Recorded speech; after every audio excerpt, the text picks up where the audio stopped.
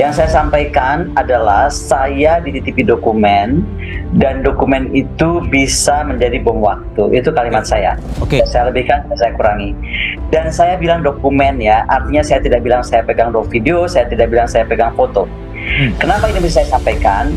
Karena tidak lama dari saya bicara itu, kemudian beredarlah video-video atau apapun lah kepada saya terkait kasus terong Ibu Iriana. Oke? Dan banyak sekali YouTube itu mengarahkan seolah-olah karena saya bilang itu, maka kemudian ancaman saya terkait Ibu Iriana adalah terkait terong itu. Saya adalah orang yang sama sekali tidak mengurusi hidup pribadi orang. Oke. Karena saya sudah mengalami bagaimana ketika saya bersuara keras sejak Gibran kasus MK, itu suara saya terkeras kepada negara adalah ketika MK diacak-acak. Saya itu orang yang nggak pernah turun ke jalan. Hari itu saya turun ke depan istana. Apa yang dapat saya dapatkan adalah kasus file militer saya yang menjadi rahasia pengadilan militer. Itu tentang urusan rumah tangga, itu bisa dipublish keluar dan dipakai untuk alat mendiskreditkan. Oke. Makanya saya paling benci hal-hal seperti itu. Dan saya ulangi sekali lagi, yang saya pegang adalah dokumen. Dokumen. Oke. Nah, ya. Pengamat militer Koni Rahakundini Bakri mengungkapkan sebuah hal baru setelah dirinya membuat pengakuan dititipi dokumen milik Hasto Kristianto. Koni juga menyebut dokumen-dokumen yang bisa menjadi bom waktu milik Hasto tersebut terus bertambah. Ternyata banyak dokumen yang tadinya tidak sampai 32 tetapi terus bertambah. Terakhir menjadi 32 karena banyak sekali orang yang datang kepada Hasto dan membawa bukti-bukti dan berkas. Yang kedua, ketika saya menerima dokumen, sudah pasti saya bukan orang bodoh dan Pak Hasto juga orang pinter kan. Kami tidak bisa menerima begitu saja. Pasti ada perjanjian antara kami bahwa saya hanya sekedar dititipi.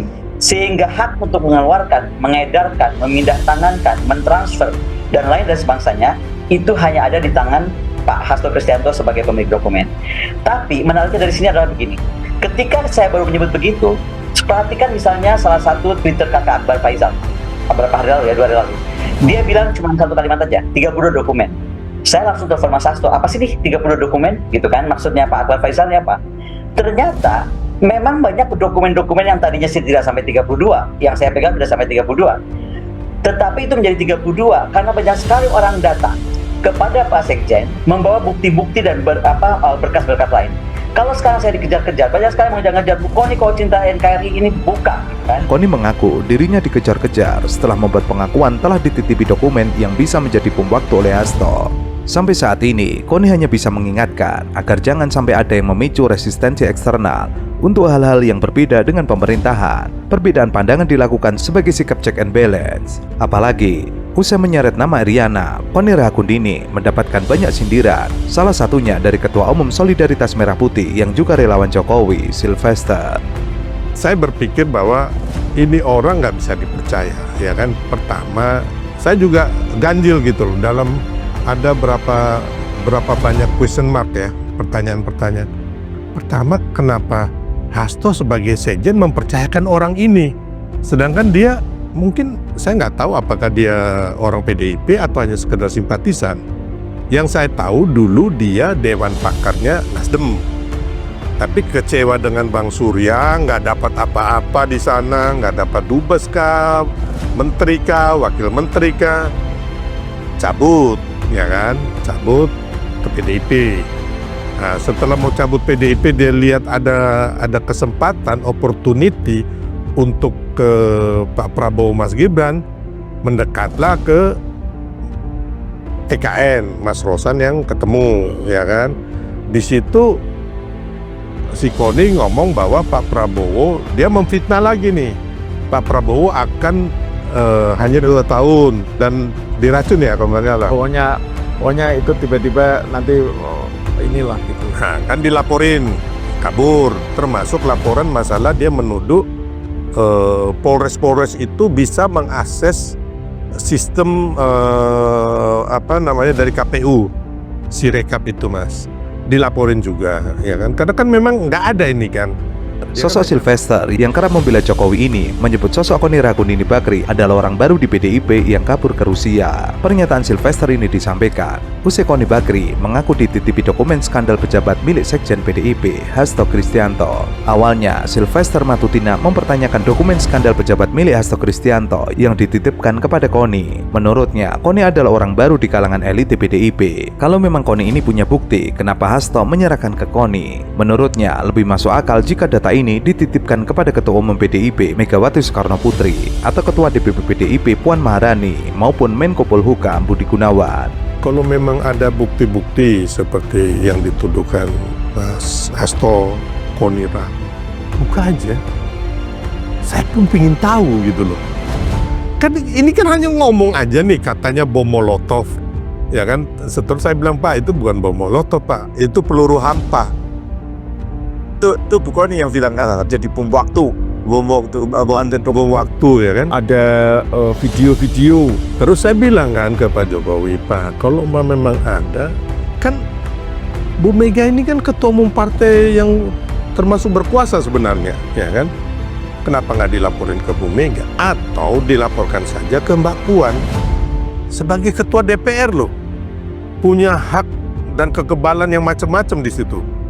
Ya kalau saya umpama punya dokumen saya kasih ke Mbak Puan pasti aman lah dan terjaga lah kan, ketua DPR Mas. Ataupun sekarang ini Pak Budi Gunawan yang dulunya bekas kepala BIN yang dekat dengan Merah lah ya kan. Dan sekarang ini Menko Polhukam, atau bila perlu kasih ke Pak Prabowo. Lebih lanjut, Sylvester menyinggung Koni yang sempat digugat karena dianggap menyebarkan informasi bohong mengenai polisi yang bisa mengakses Sirekap Pemilu 2024. Sylvester menduga Koni ke Rusia untuk menghindari proses hukum atas kasus ini. Satu, bukan pemilik. Yang kedua, ketika kita membuka sebuah rahasia negara, kita ini ya, di sini kan ada dokumen itu 3 orang ya. Saya, Mas Hasto, Pak Andi Wijayanto, mantan Gubernur Lemhanas. Kami ini orang pertahanan. Saya dosen di Sesko TNI, Angkatan Darat, Angkatan Laut, Angkatan Udara, Sesko TNI. Oke? Kami ini tahu betul berapa besar dokumen ini akan bisa berbahaya atau tidak, dan bagaimana kita harus menghandle. Sehingga saya sampaikan, saya itu berkoordinasi dengan aparat yang saya sebut aparat merah putih, baik dari polisi maupun dari TNI. Karena saya bilang ada juga banyak aparat yang tidak merah putih, mungkin orang bilangnya parcok lah dan lain-lain. Saya sebutnya antara merah putih atau tidak. Ini semuanya saya harus sebutkan karena begini, masalah dokumen menurut saya itu hanya akan keluar ketika dalam beberapa kasus partai yang oposisi kita, oke lah kita nggak menggunakan oposisi, tapi saya melihat begini, PDIP ini sekarang dianggap seperti seolah-olah sedang dibentuk menjadi partai musuh bersama. Aneh sekali. Padahal ketika tadi disampaikan ya oleh pada saat pembukaan tadi, oposisi atau partai yang tidak sama dengan pemerintah itu perlu sebagai check and balance gitu. Jika ini ditekan, dan saya mengalami penekanan itu, saya nggak akan curhat di sini karena bukan tipe saya curhat, tapi penekanan itu banyak. Lawyer saya itu mundur karena diancam. Kalau terus bantu Bu Koni, kami akan menindak anak kamu, istri kamu dan lain-lain. Jadi ada tekanan seperti itu. Nah ini yang juga jadi bahan spekulasi. Apakah kalau KPK menduga bahwa dokumen-dokumen itu akan mendebarkan KPK, apakah KPK akan lanjut dengan kasus ini? Kalau ternyata dalam 1-2 hari kemudian KPK mulai cari cara untuk melemahkan positioning dia sendiri dengan mulai kalimat negosiasi, itu petunjuk pertama bahwa seluruh dokumen yang ada pada Ibu Koni itu betul-betul otentik, dan itu pasti ada dokumen tentang kejahatan Jokowi. Kan nggak mungkin itu dokumen tentang kejahatan Ibu Mega. Dalam hal ini Ibu Koni memberi semacam jaminan bahwa apa yang dia ketahui itu adalah tentang sesuatu yang menyangkut kekuasaan Pak Jokowi. Kan dia sebut di situ soal-soal yang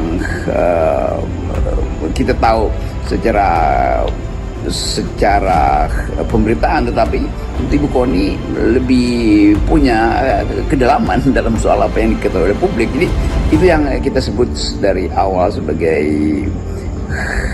dilema dari KPK. Nah, kalau dia mau terusin, maka konsekuensinya KPK mungkin harus panggil anak-anak presiden, itu yang diindikasikan oleh Ibu Mega, atau mungkin juga Ibu Iriana mungkin. Anyway, kalau memang Mas Hasto ditersangkakan pada malam Natal, saya sih cuma berharap satu aja. Banyak kasus besar kakak beradik itu anaknya sih itu yang katanya pencucian uang, katanya apa, itu kan ada KPK tahun berapa? 2001 atau 2022. Terus apalagi Pak Airlangga Hartarto, terus siapa Muis itu Sandra Dewi yang mengulik apa ya, kemarahan masyarakat karena pajak banget korupsinya 300 triliun cuma 6 tahun. Aduh please deh. Siapa lagi? Banyak ya, aku nggak terlalu ngikutin kasus korupsi. Cuman kalau Mas Hasto dianggap menggelapkan atau bukan menggelapkan, apa sih bahasanya itu, menyuap. Nah, sampai harus malam Natal dipanggil gitu, sementara beliau, semua orang tahu dong beliau Katolik, dan mengganggu keterangan beliau malam Natal. Ya sudah, saya berharap KPK memang sedang bekerja keras, ya kan. Jadi memang betul-betul menggenjot mau malam Natal, mau malam Tahun Baru, mau malam Idul Fitri. Nah, coba kita tunggu nih. Mungkin kita positive thinking dong. Tahun baru ini kemudian akan masuklah kakak beradik itu juga ke KPK. Kemudian juga mungkin Pak Erlangga, kita nggak tahu, atau lagi juga yang lainnya. Pengamat militer Koni Rahakundini Bakri mengaku dititipi Sekjen PDIP Hasto Kristianto sejumlah dokumen penting. Dokumen itu diberikan kepadanya saat Hasto akan ditetapkan sebagai tersangka oleh KPK. Koni diketahui memang salah satu orang dekat dengan Hasto. Ia juga sempat menemani saat Hasto bicara soal kabar dirinya akan menjadi tersangka KPK sebelum kabar itu resmi diumumkan. Koni mengatakan, dokumen penting milik Hasto tersebut telah ia notariskan di Rusia. Koni mengklaim, dokumen yang dititipkan Hasto tersebut akan menjadi bom waktu usai Sekjen PDIP itu diumumkan sebagai tersangka. Sahabat lu, tolong lu bilangin, berhenti bersuara keras, utamanya berjuangnya di Sumatera Utara dan di Jawa Tengah. Dan DIY juga. Iya, DKI juga. Tapi DKI setelah disebutnya Sumatera Utara, Jawa Tengah dulu. Dan berhenti bersuara keras. Karena filenya tuh sudah siap bahwa beliau tuh tersangka tuh tinggal diumumkan. Wow. Nah, File sudah siap. ya, Tinggal diumumkan sebagai tersangka. Sebagai tersangka. Oke. Terus ini yang mana? Aku sama, karena aku nggak ngerti juga. Gue kan tinggal di Rusia deh ceritanya. Gue kan menjauhkan diri dari hiruk-pikuk dulu, pusing kan kepala gue. Nah terus ya apalagi kalau bukan kasus KPK yang Mbak Koni belain soal Kusnadi ya. Aku kan marah soal Kusnadi, bukan soal Mas Hasto. Aku nggak ngerti lah soal Harun Masiku dan lain-lain. Kusnadi itu yang mana? Ajudannya. Kasus ajudannya gitu kan menurut gua kok ajudan diginiin gitu loh. Nah, jadi waktu orang semua rame bela Mas Hasto, gua bela Kusnadi karena gua pikir orang kok jadi korban kan. Nah, anyway. Kedua, dia bilang gitu. Ini kalaupun harus diteruskan, gua kasih tahu aja ya. Ini pasti kalah. Karena di sana udah pasti menang. Ini yang pasti kalah itu maksudnya kandidatnya. Kandidat PDIP. Kandidat PDIP pasti kalah. Karena makanya niat dia baik. Gini deh, istilahnya nafas tuh dipelihara aja lah untuk darah-darah menang. Ngapain darah dari situ udah pasti menang. Oke. Nah buat aku ini kan remind me of months ago, gue di warning yang sama juga kan. Jadi negara ini tuh menurut aku tuh jadi lucu juga ya. Kita nih rakyat bayar pajak makin besar. Koni mengatakan dokumen itu ia terima saat pulang ke Jakarta dan bertemu Hasto. Menurutnya, Hasto telah belajar dari buku catatan partainya yang dirampas saat menjalani pemeriksaan di KPK sebelumnya. Ia mengatakan, Hasto belajar dari kasus ajudannya Kusnadi yang ponsel dan buku milik atasan yang dipegangnya disita KPK saat menemani Sekjen PDIP. Saat itu ia dimintai keterangan oleh lembaga anti rasuah beberapa waktu lalu. Terakhir, tentang Mas Hasto, nggak tahu ya belajar pengalaman dari Pak Kusnadi yang tiba-tiba ada yang direbut apalah dari handphone atau buku catatan PDIP atau apapun. Saya cuma ngasih tahu aja sebagai sahabatnya, pada saat saya pulang ke Jakarta banyak dokumen penting sudah saya amankan. Jadi yang takut dokumennya bisa dihilangkan dan bagaimana lah gitu, udah saya amankan di Rusia. Jadi pada saat saya pulang ke Indonesia, saya dititipi beberapa dokumen penting dan sudah saya amankan dan saya sudah notariskan di Rusia ini. Ya bisa saja itu jadi bom waktu, kita lihat aja. Sebagai sahabat saya hanya membantu Mas Hasto sebatas yang saya mampu, dan tetap aja ya buat saya Indonesia itu tanah air saya. Saya itu rakyat bukan siapa-siapa dan saya nggak terima aja. Banyak hal yang saya bilang betul-betul semacam ada desain gitu ya. Kalau saya boleh ngomong toh, saya yang kasih tahu di Akbar Faisal bahwa saya sudah di warning, Mas Hasto kalau terlalu keras akan di KPK-kan. Omongan saya nggak salah kan? Meskipun para cacing cau bilang Bukon itu tukang fitnah, Bukon itu tukang gosip. Benar nggak tapi yang saya ngomong? Sih. Jadi gitu ya kawan-kawan. Inilah yang menjadi alasan-alasan pertimbangan bahwa menurut Sekjen PDI Perjuangan ini bukan kasus hukum tapi lebih kepada kasus politik, dan sebagai perlawanan karena ini temanya adalah pemberantasan korupsi, maka Sekjen PDI Perjuangan membuat video-video yang memuat skandal-skandal korupsi termasuk juga upaya kriminalisasi terhadap Anies Baswedan. Dan kalau kita bicara soal Watergate, berarti itu adalah penyalahgunaan kekuasaan, menggunakan hukum untuk membunuh karakter politik, lawan politik. Partai Demokrasi Indonesia Perjuangan siap melakukan perlawanan usai Komisi Pemberantasan Korupsi menetapkan Hasto Kristianto sebagai tersangka dalam kasus suap yang dilakukan Harun Masiku. Apalagi, belakangan KPK juga mengajukan pencegahan kepada Yasona Lauli untuk berpergian ke luar negeri. Juru bicara PDIP Guntur Romli mengklaim, Hasto telah menyiapkan sebuah video yang berisi keterlibatan petinggi negara dalam kasus korupsi. Video itu akan dirilis oleh Hasto yang juga merupakan Sekretaris Jenderal PDIP sebagai bentuk perlawanan. Jadi untuk soal video kami tidak perlu ditantang, ya nanti akan ada waktunya untuk merilis. Gitu. Kemudian mau laporkan kemana? Ke KPK.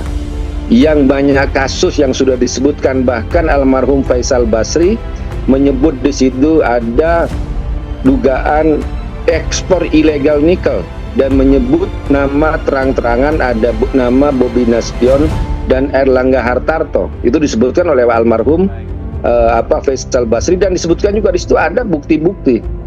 Kemudian seperti saya sebutkan tadi juga, KPK baru meralat 2 tersangka kasus dugaan penyalahgunaan CSR-BI. Ya, kemudian kepada polisi. Ya, banyak sekali kasus-kasus akhir-akhir ini yang melibatkan citra kepolisian.